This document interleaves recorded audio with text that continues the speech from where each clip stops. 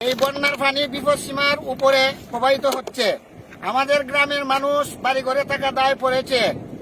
দয়া করে সব পানি গতিবেগ অনেক বেশি, আগে থেকে আরো 5 হাত পানি বাড়িয়ে গেছে। দুর্গার সড়ক সম্পূর্ণ চলে গেছে। শহর খুব ভালো না, ভয়াবহ পরিস্থিতি এবং গ্রাম শহর সব এক সমানে এগিয়ে গেছে। বিভিন্ন দিক দিয়ে আক্রমণ হচ্ছে আমাদের অভিজ্ঞতাও। এখন ত্রাণের ব্যবস্থা করার জন্য বিনীত অনুরোধ করছি ছাত্র সমন্বয়কে। Thank you. পানির যে গতিবেগ আসলে মনে হয় গ্রামের মানুষ গ্রামে থাকতে পারবে না।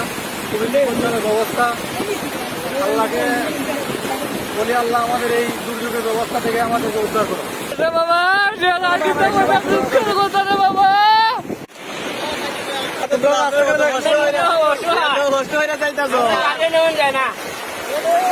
উপরে আছি কিন্তু গোলবার স্টেশনে মনে হয় না আজকে দিনের ভিতরে আমরা বাড়ি ঘরে থাকতে পারবো।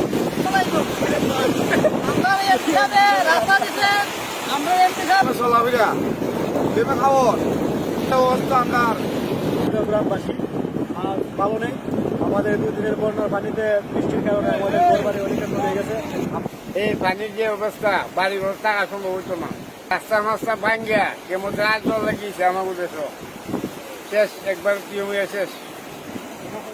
আপেল কয় আইছি রে ভাই, যে মানি উড়গা তোর করি লিয়েছে, আমি যাই গিয়া উড়গা তো ভালো হ্যাঁ সাইরা শর্ট ফিল্ম ইন্ডিয়া খালি গঞ্জি ডালিয়া কোনো মতে ভাই চাইছি ভাই, এত পানি আমার জীবন আমি দেখি নাই।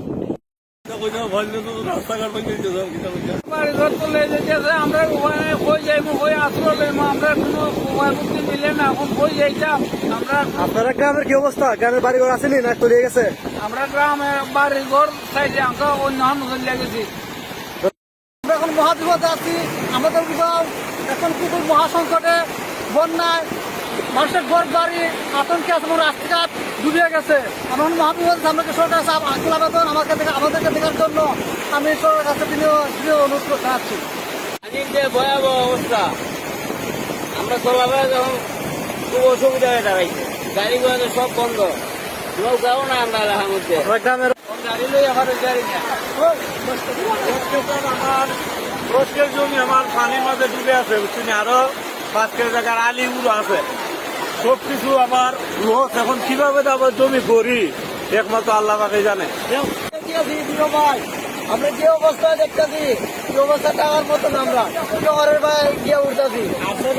আমরা রুগার রাস্তা সিজুস ভাঙ্গিয়া উঠা লুই দিয়েছে। যদি রাস্তাটা না পুরাইতো তাহলে আমরা ব্রিজ মনে ভাঙ্গিয়া নিলু গানে আমার ভাড়া কুড়া দুটো নিজে গিয়ে লুকরানে ঘর হয়েছে। বাট ওখানে আমরা কিভাবে চলতাম এই অবস্থা? তোমরা সবাই তো হরে আমরা লাগে, আমার অবস্থা পুরো খারাপ। 70% কৃষক জমি রোপণ করছিল, তারা আজকে অসহায় আমাদের দুর্ভিক্ষ দেখা দিচ্ছে। এই বন্যা আমাদের পরিস্থিতি খুবই ভয়াবহ দেখা দিচ্ছে। আপনারা সবাই আমাদের জন্য দোয়া করবেন, আল্লাহ যেন আমাদেরকে হেফাজত করেন। আপনার সাইকেল নিয়ে আইতেছে, আপনার কিরকম অবস্থা? খুব আলহামদুলিল্লাহ, খুবই ভালো।